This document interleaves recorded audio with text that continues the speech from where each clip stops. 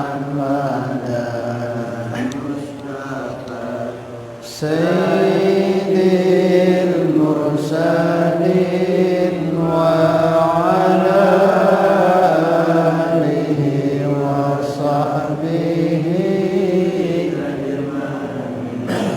وعلى آله وصحبه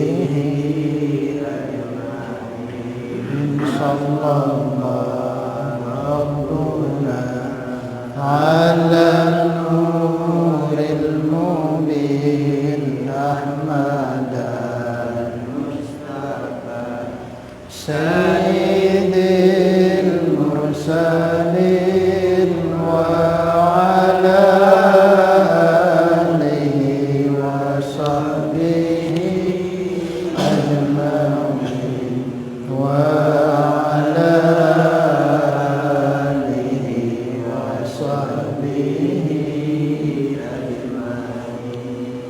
بسم الله الرحمن الرحيم. إلى حضرة النبي المصطفى رسول الله صلى الله عليه وسلم وعلى آله وأزواجه وذرية الصحابة وأتباعهم إلى حضرة جميع إخوانهم من الأنبياء والمرسلين والشهداء الصالحين وأولياء المقربين والأمين العاملين وخصوصا المسلمين في هذا الكتاب بشأن الله لهم الفاتحة. الحمد لله رب العالمين إياك نعبد وإياك نستعين.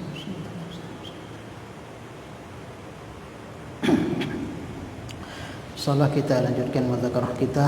Malam ini kita masuk ke pembahasan baru, yaitu masih berkaitan dengan sholat, yaitu fasal membahas tentang hal-hal yang dapat membatalkan sholat,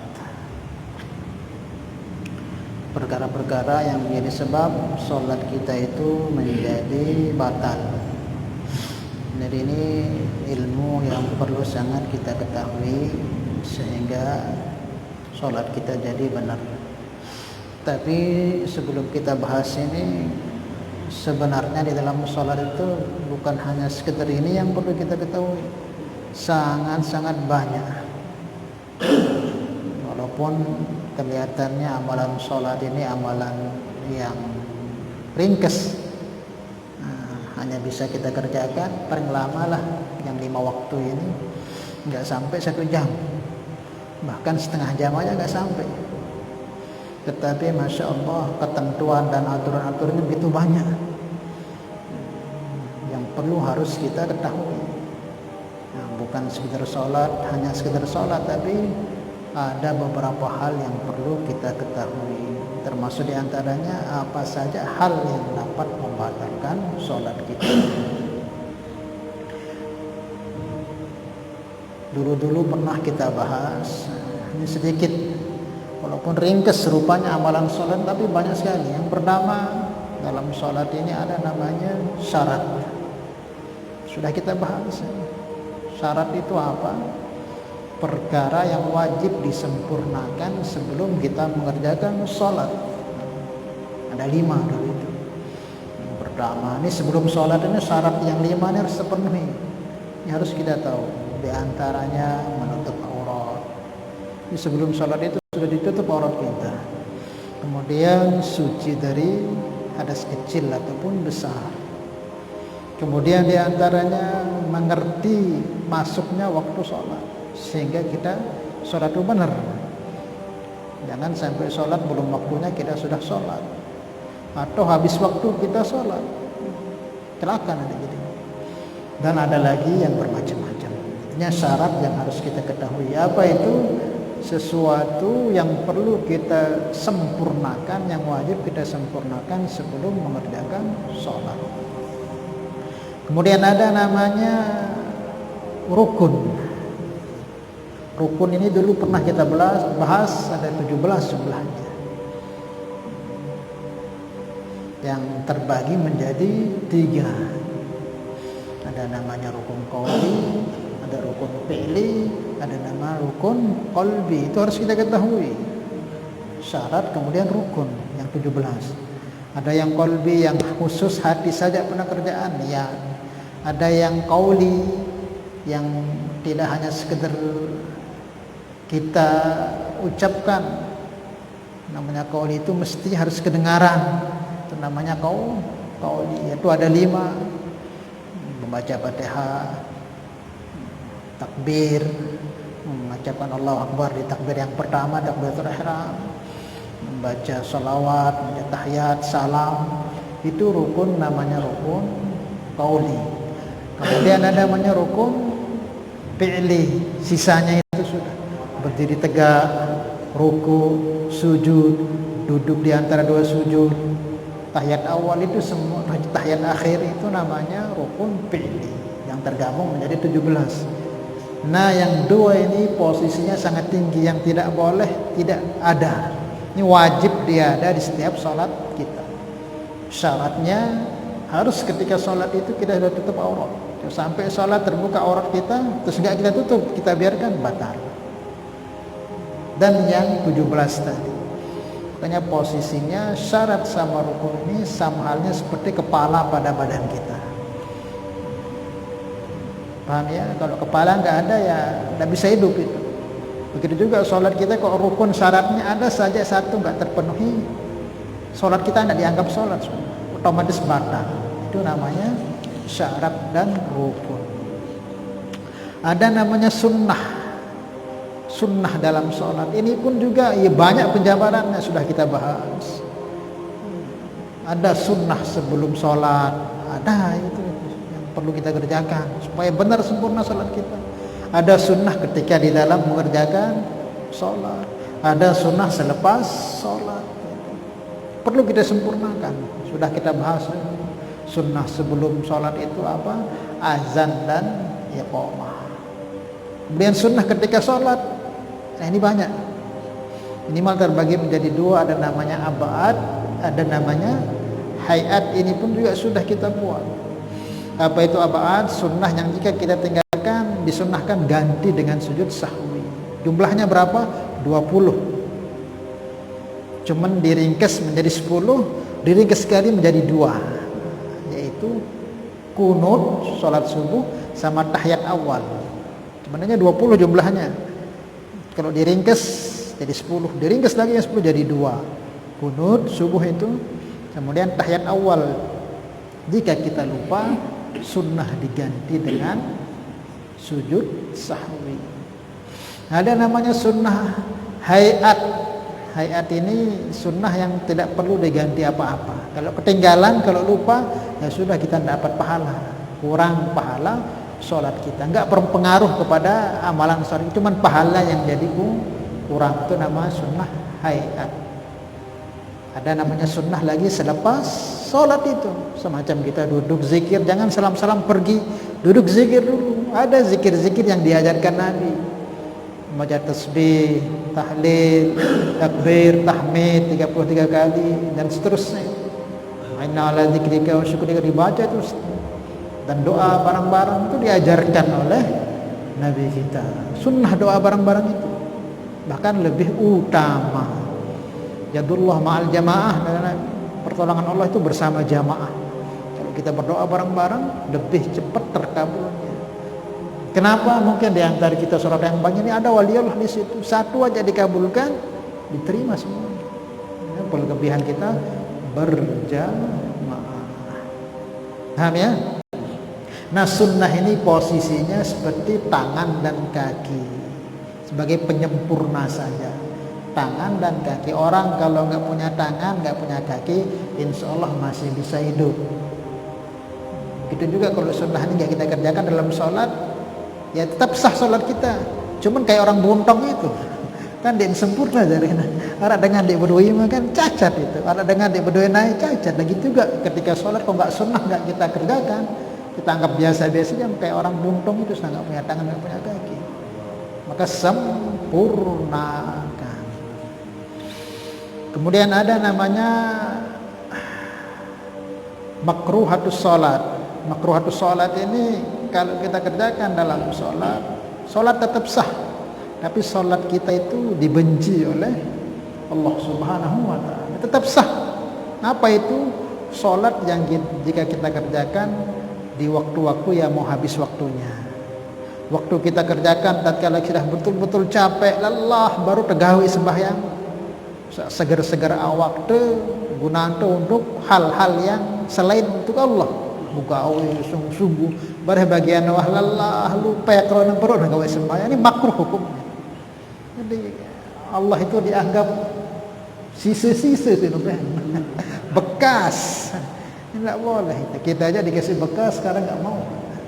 Nah Allah ni kadang kita bayang no, ketika awak tawah penyeriuk tu ni wah 5 watt, awak tu ni wah loyo baru sembahyang ni, walaupun mungkin sempurna syarat rukun tapi makruh sudah. Kemestinya salat itu kita kala paling segar, paling bersih, paling strong kita punya fisik. Kemudian ada namanya mubtilatus shalah. Nah ini yang kita akan bahas. Juga perlu kita ketahui hal-hal yang membatalkan sholat ini pun banyak penjabarannya. Banyak orang sholat, padahal sholatnya sudah dia batal tapi masih aja dia sholat. Maka inilah sholat yang nanti dilempar ke mukanya. Ada orang bertahun-tahun sholat tapi sholatnya itu menjadi musibah buat dia, dilempar lagi ke mukanya. Dia tanya, sudah saya sholat ya Allah, sholatmu tidak ada yang naik. Dia sudah batal tapi tetap sholat. Nah dalam masalah mubtilatus sholatnya ada dua. Ada yang membatalkan hakikat sholat itu, memang sholatnya batal sudah. Ada yang membatalkan pahalanya. Ini tetap mau pahala, ini tetap sembahyang, mungkin sekedar selesai kewajiban, tetapi tidak nemu apa-apa. Ilallah dah. Nabi sabdakan rubba shaimin laisa lahu min siyamihi ilal ju'i wal atas. Duit dengan pada berpuasa, lagu dia nemu apa-apa leman puasanya cuma haus dan lapar saja. Ini orang puasa nahan lapar tapi lisan enggak bisa ditahan. Mata enggak bisa ditahan. Telinga enggak bisa ditahan, tangan enggak bisa ditahan, hati enggak bisa tahan, pikiran masih mikir jorok-jorok. Ini puasa-puasa selesai kewajiban, lagu dia nemu apa-apa. Wa rubba qaimin laisa lahu min qiyami illa as-sahr. Luwe dengan pada sembahyang dia narak sinamu dari hasil sembahyang kecuali hanya lelah doa, lelah nganjang doa, lelah berjaga doa, dia mau apa-apa. Selesai kewajiban lalu dia mau apa-apa kembali, ya seperti itu. Solat tetap cuma apa? Bisa jadi karena dalam solatnya itu khusyuknya enggak ada, dalam solat itu mungkin makanannya subhan haram yang banyak sehingga solatnya enggak naik-naik. Nah ini pun juga perlu kita perhatikan. Bil khusus insyaallah ini kita akan bahas malam ini hal-hal yang dapat membatalkan sholat. Maka enggak heran terkadang kita kan sering sholat lama, hampir tahun kita sholat, tetapi keadaan kita ini tidak pernah berubah. Gelisah tetap gelisah, masalah tambah masalah, tenang dari ini tenang, padahal kita sholat. Ini kenapa? Ya karena sholat kita hanya sebatas gugurkan kewajiban. Jangan sampai sholat yang betul-betul memang sholat ini kebutuhan inti kita, lebih dari kita napas itu, lebih dari butuh napas. Setiap hari kita sedot yang jika di stop aja oleh Allah napas ini mati kita. Nah harus kita posisikan sholatnya lebih dari itu. Nah, karena napas ini kan ini kaitannya dengan hidup mati kita. Tapi sholat ini kaitan kita dengan Allah, hamba dengan Allah. Maka jika sholat sudah seperti itu kita pentingkan, lebih penting ketimbang napas, inilah sholat yang akan bisa merubah zahir batin kita. Insyaallah ya. Ini kita usaha. Nah, itu yang belum sampai itu kita masih usaha, usaha sungguh-sungguh. Terjadi tahapan lama ngaji. Tidak bisa dengan kita langsung khusyuk. Tidak, harus kita ngaji. Ada tingkat-tingkatan kita ngaji masalah sholat ini. Ada mungkin secara gerakannya, bacaannya. Nanti sampai tingkatan kita merasa kita ini enggak sholat, tapi kita ini digerakkan oleh Allah.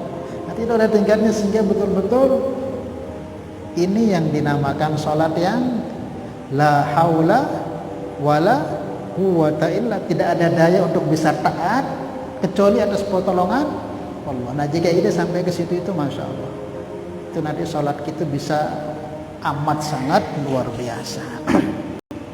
Faslun fi adadi mubtilatis sholati. Fasal membahas tentang bilangan-bilangan atau hal-hal yang dapat membatalkan sholat.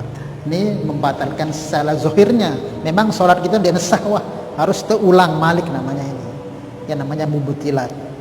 Ada namanya bukan mubtilat tapi dia menyebabkan sholat kita itu tidak jadi. Nah, ini batal, ada yang nggak jadi. Kalau yang batal ini di tengah-tengah kita sholat, misalnya Allahu Akbar, ngentut, nah ini batal jadi.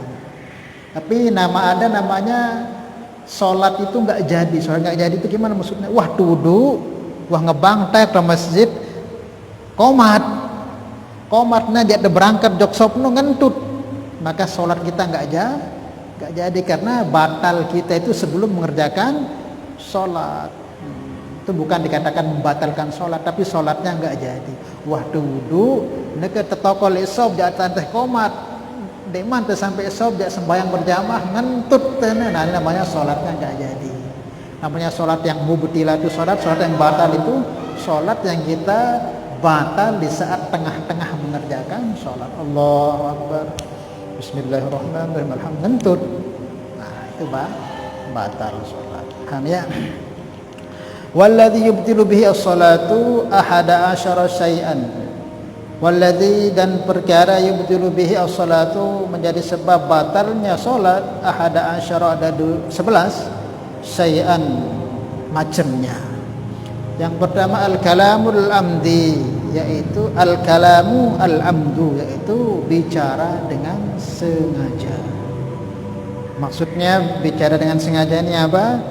As-salihu lil khitabil adami sawa'un ta'allaqa bi maslahati salati aw la, yaitu bicara yang dikhitabkan kepada manusia. Nah, namanya salat ini kan tidak boleh kita bercakap kecuali hanya untuk Allah. Nabi sabdakan inna hadhihi shalah la yasluhu biha syai'un min kalamin nas. Sesungguhnya ini salat tidak sah, tidak dibenarkan di dalam salat tersebut berbicara yang khitabnya itu kepada manusia. Kita sholat negur orang kita tegur, maka hukum sholat kita bisa batal. Enggak boleh pokoknya berhubungan dengan manusia ketika sholat itu. Nanti selesai sholat ya udah mau ngapain dengan manusia terserah, tapi kalau ketika sholat itu khusus hanya untuk Allah.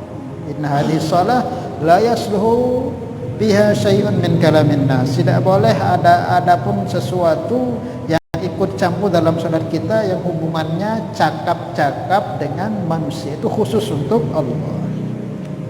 Nah, dalam masalah bicara dengan sengaja ini banyak sekali penjabaran para ulama yang amat perlu kita ketahui. Apa saja itu? Yang pertama, termasuk diantaranya berbicara dengan manusia yang dapat membatalkan sholat, yaitu sudah kita bahas minggu yang lalu, yaitu contohnya ini bila kita mudah paham. Di sini nggak disebutkan contohnya.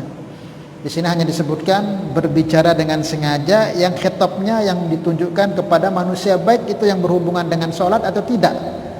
Contohnya ini yang berhubungan dengan sholat, tapi ini bisa membatalkan sholat. Walaupun dia ngomong dengan niat negur orang, tapi ada hubungannya dengan sholat. Tetapi tatkala salah caranya batal sholatnya. Contohnya apa? Yaitu tatkala kita menegur orang yang salah atau imam yang salah ketika sholat. Ya, sholat Allahu Akbar. Biasaannya kita kan kalau imam itu kelolosan takbiratul berdiri dari tahiyat awal itu tidak dikerjakan tahiyat awalnya, langsung anjang. Kan biasanya kita apa kata kita? Subhanallah. Kan kita khitabnya ke orang. Dan ini juga untuk kemaslahatan sholat. Tetapi tatkala itu tidak diketahui tata cara yang benarnya, maka bisa nggak sah sholatnya. Contohnya apa kemarin? Jika negurnya itu niatnya hanya untuk negur saja. Kan sudah kita bahas yang minggu yang lalu. Misalnya ada orang tatkala sholat ketemu imam yang salah, mungkin dia ketinggalan sunnah abaatnya, dia langsung berdiri, atau mungkin rukunnya lupa, dia langsung nganjang tahiyat akhir, ditegur duduk. Tapi subhanallah dia kata subhanallah, dalam hatinya itu niatnya untuk negur saja. tanpa niat untuk mengingatkan dan zikir, hanya mengingatkan saja, tidak ada niat zikirnya, maka ini walaupun ada maslahatnya untuk sholat bisa batal sholat. Siapa yang negur itu? Bukan jamaahnya yang batal, bukan, yang negur itu ikan niatnya murni untuk negur.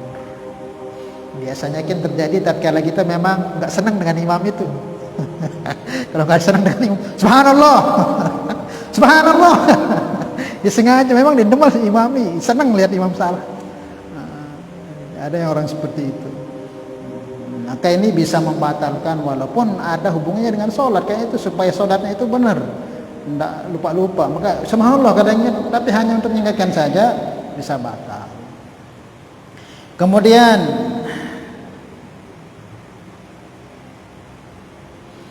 termasuk juga yang dapat membatalkan sholat tatkala mendoakan orang yang bangsing ketika sholat. Itu pada sembahyang tiba-tiba ada samping tene kebangsing haji di tengah-tengah sholat, kemudian otomatis dia bilang apa?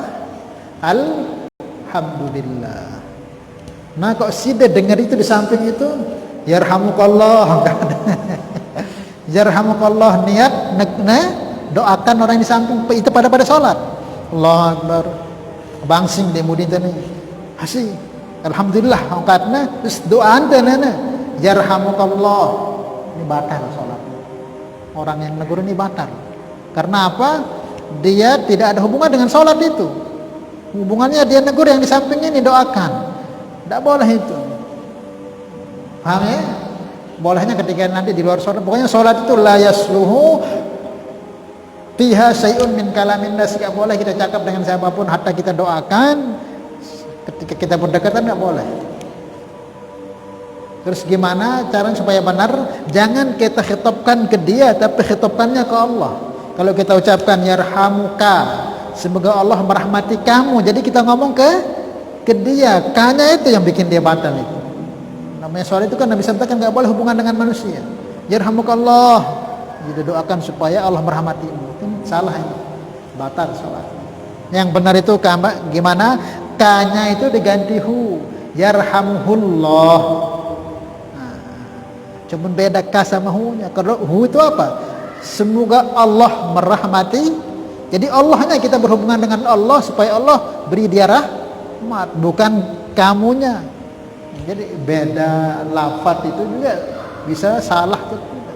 Kan sumber lafaz aja nih biasanya terjadi nih kalau tahun baru ini. Ada orang yang mengucapkan selamat hari Natal. Kok nggak boleh Ustaz? Kan cuma ucapan saja. Iya ucapan saja. Sida bilang saya cerai istri Sida. Kan ucapan saja. Tapi cerai jatuh nggak cerai? Hah? Jatuh. Sama-sama ucapan itu kan.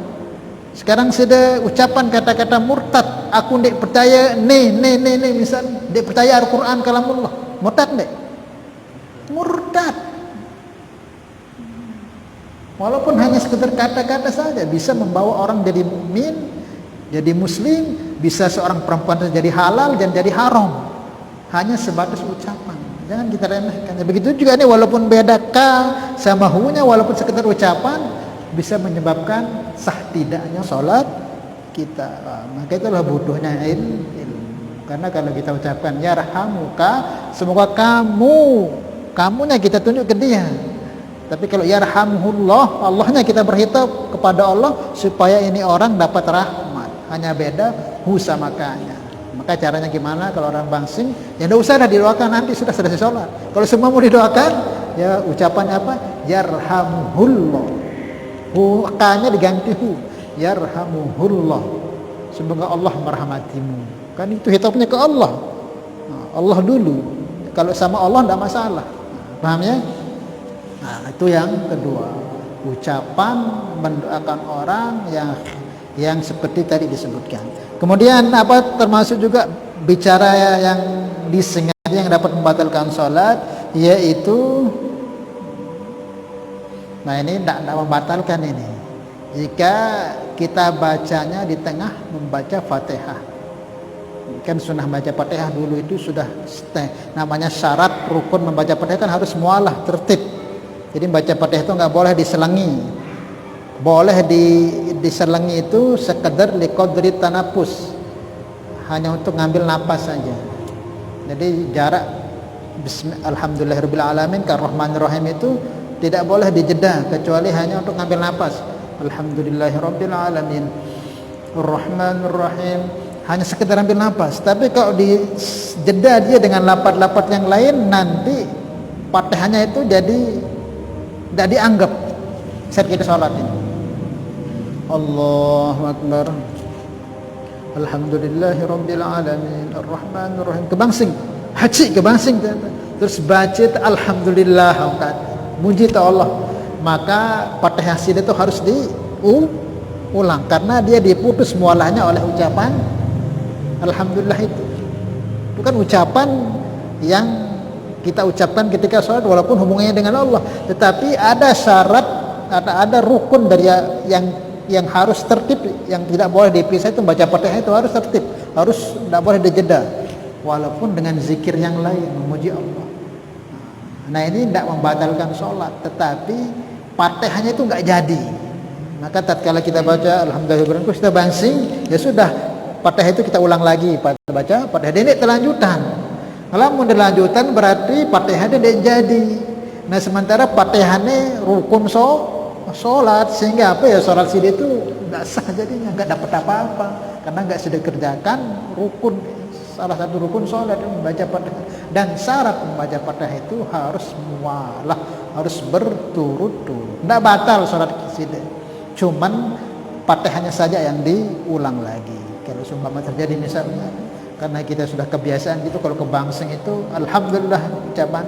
Nah di saat kita baca sholat alhamdulillahirabbil alamin arrahmanir rahim maliki yaumiddin, bangsing ini lanjutan ihdinas siratal mustaqim, ulang balik leman Fatihah alhamdulillahirabbil alamin. Bang, ini aturan, ini ada aturan.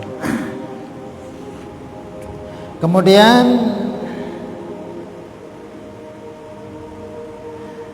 boleh kalau ada ini nggak ada sangkut pautnya dengan sholat yang tadi ini, kita baca Fatihah baca Fatihah terus kita kebangsing, kita ucapan alhamdulillah, itu nggak ada sangkut paut, ini doa, itu nggak ada sangkut pautnya dengan sholat itu. Nah ada yang sangkut pautnya dengan sholat tetapi mualah itu nggak putus, tetap bisa los walaupun ada yang menjedanya. Contohnya apa? Tatkala kita sholat, ini bisa umumnya terjadi ketika tarawih. Kadang kita tarawih itu kan di suatu tempat atau di masjid itu ada imam itu super cepat, bukan cepat, super cepat kayak flash itu. Sudah cepat, kemudian ayatnya ayat pendek. Alhamdulillahirabbil alamin. Fatihahnya senapas. Alhamdulillahirabbil alamin arrahmanir rahim biman dalin. Terus habis apa? Qul huwallahu bacain iya doang. Nah ini dia terbubar nih. Mesti dia ketinggalan Fatihah wahai sini. Nah terbolehan dalam berimam le imam barang nono boleh menurut mudi baca Fatihah. Maksudnya gimana? Misal supaya kita nggak ketinggalan Fatihah, karena kalau kita ketinggalan Fatihah nggak sah sholat kita, mau yang sunnah mau yang fardu nggak sah, karena Fatihah itu rukun sholat, baik untuk yang fardu ataupun yang sunnah. Sholat sunnah juga Fatihah itu wajib, ketika sholat fardu juga Fatihah itu wajib. Jadi sholat sunnah tidak baca Fatihah dia sah masih. Nah supaya sahnya tarawih kita, supaya nggak ketinggalan baca Fatihah, boleh kita nurut mudi. Allahu Akbar ketika yang baca alhamdulillahirabbil alamin, kita nurut alamin. Paham deh maksudnya? Dia tak perlu antah kena waladhdallin amin deh. Pokok langsung akan ini cepat lalu imam nih. Alhamdulillahirabbil alamin. Sidai mudi alhamdulillah dalam dia ini selap keras suara buku cukup dengan situ. Alhamdulillahirabbil alamin arrahmanir rahim. Baca ar-rahmanir rahim. Nah nanti di saat imam kena waladhdallin, sementara kita masih ar-rahmanir rahim, boleh ucapan amin. Kan ini terputus jadinya. Misal kita masih belum siratal mustaqim, nah imam sudah bilang waladhdallin, tetap tersunhan kena amin. Kan terputus no. Kita masih di siratal mustaqim masih ada waladhdallin kan, itu masih ada waladhdallin kan, waladhdallin Fatihah. terputus si amin, karena itu aminkan imam itu ini tidak bermasalah, dia perlu ulang karena ini arah kaitannya dengan sholat dan posisinya memang dibolehkan di saat itu, karena lamun ngalu ditebu baru imam nih. Nah, misalnya ihdinas siratal mustaqim siratal ladzina an'am, nah imam bilang waladhdallin, nah sudah amin, saya bilang amin, lanjutkan itu waladhdallin. Nah, ini enggak memutuskan mualah karena dia masih ada sangkut pautnya dengan sholat, dan posisi itu memang dibolehkan karena dalam keadaan darurat. Karena kalau kita nggak begitu nggak bisa ketemu setelah Fatihah kita. Jangan selesai Fatihah itu ya jadi salam, jauh-jauh. Jadi nggak bisa itu, ya sudah nur-nuri sudah. Nah, boleh, apalagi yang tukang simak biasanya. Jadi tukang simak kan bisa juz-juzan itu, tukang simak itu begitu. Boleh dia baca duluan, tukang simak itu misal bacaan sejuz, ya boleh dia langsung baca Fatihah dengan mudi sehingga dia bisa fokus simak. Paham ya? Nah, kemudian termasuk juga kalam-kalam yang dapat membatalkan sholat, yaitu berdahan yang sampai mengeluarkan beberapa huruf, kecuali dahem untuk membenerin rukun, itu tidak apa-apa. Misalnya kita sholat Allahu Akbar Alhamdulillahirabbil alamin untuk tepasihan bacaan Fatihah batal, karena bacaan Fatihah itu rukun, harus tepang, harus sesuai makhrajnya, harus pas. Nah, karena Fatihah lamun nara doan haknya terganti hak atau zanya diganti za, bisa batal Fatihah, enggak sah Fatihahnya. Maka boleh mungkin karena terlendir terluwe jak tepasihan supaya short kan cesinu beda, maka boleh, karena Fatihah itu rukun, harus benar bacaannya, harus sesuai dengan makhrajnya. Tetapi kalau di luar Fatihah tidak boleh. Ini sembahyang Allah waladhdallin amin, ada sebagian imam kan amin. Nah, untuk supaya memantapkan bacaan sunnah ini bukan rukun, misal dia baca sabbihis dengan semua, coba tidak boleh, itu batal itu.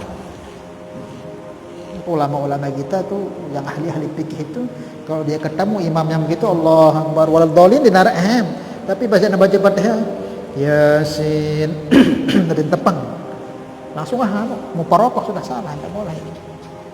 Paham deh? Karena itu bukan rukun, itu Fatihah itu sunnah, apa namanya, ayat itu sunnah, tidak boleh kita benarkan sunnah sampai kita melakukan hal-hal yang dapat membatalkan sholat. Tapi Fatihah kenapa dibolehkan? Karena Fatihah rukun, lamun dia tepang bacaan Fatihah masih dinesah sembahyang. Paham tak ini? Paham tak? Amin. Kan Fatihah ini kan rukun, syarat Fatihah itu kan harus baca sesuai tartilnya, harokatnya, hurufnya nggak boleh zanya diganti za, walazza, macam-macam kan, ainnya diganti dengan alif. Na'am semua ain kan salah, itu tidak sah dari Fatihahnya. Nah, kalau seumpama nanti takut kita salah, kemudian kita baca ihdinas siratal supaya pas shortkan sin ini enggak sama, enggak apa-apa. Tapi jangan biasakan, seumpama memang kalau kita ucapkan ini salah, enggak apa. Tapi kalau di ayat yang bukan rukun, inna anzalnahu fi lailatul qadr,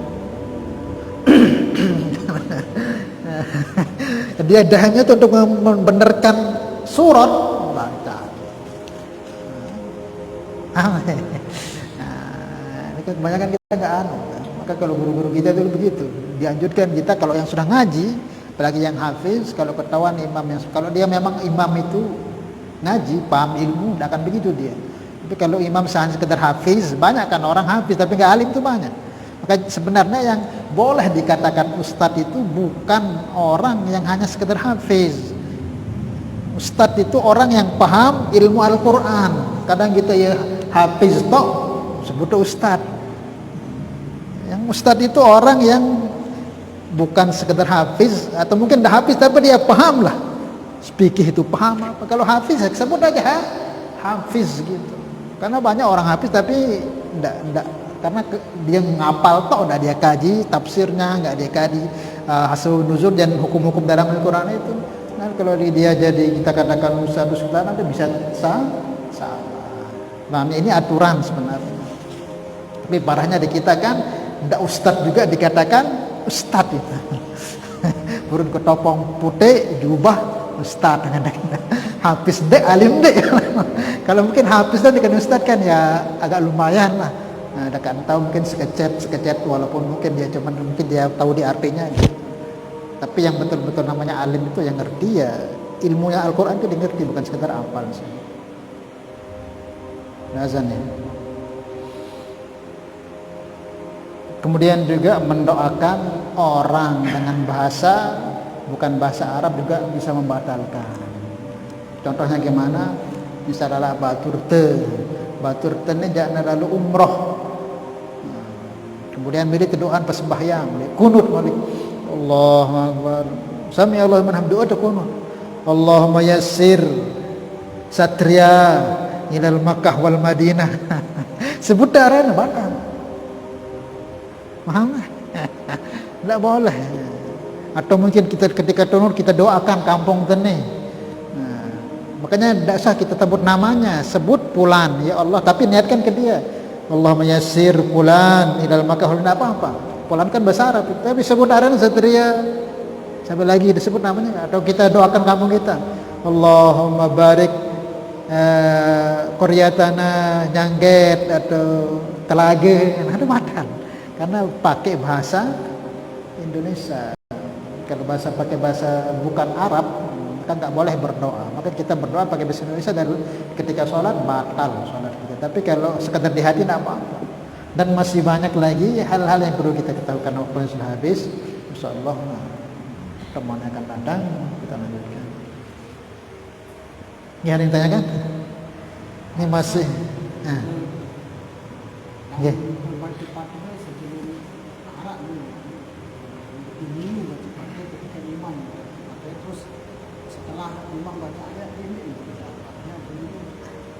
Yang ngambil memang dengan ini ya normal dengan atau ya tidak boleh. Arak memang le apa rana le ini melas bukan kenal sih dah. Ya oleh pasang oleh haji nu ya agak gangguan otak. Jadi dia yang anu besok malam yang minyak di sana. Itu ketika kita baca alhamdulillah milul baca alhamdulillah. Tapi sudah dimaklumin sama masyarakat sana memang ini orangnya agak anu otaknya. Tidak apa-apa kalau memang seperti itu. Tetapi kalau normal, sehat tidak boleh. Tidak boleh. Mestinya baca Fatihahnya makmum itu selepas imam baca Fatihah. Walaupun berut baca Fatihah, kecuali nanti momen-momen kayak tadi seperti tarawih itu kalau cepat imamnya tidak apa-apa. Tapi kalau normal keadaan nggak boleh. Hah? Nah, harus antum tegur dia itu, Pak dedek ini gitu. Salah anda ini, jangan. Betul demo ilmu di tengah ini.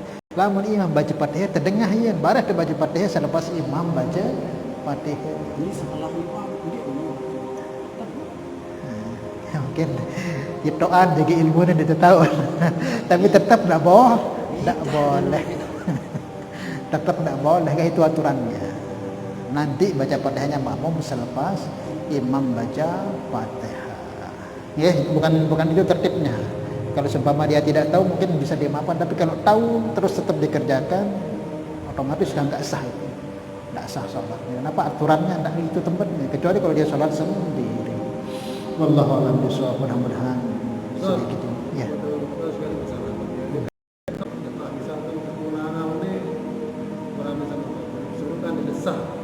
Apa nah? Pas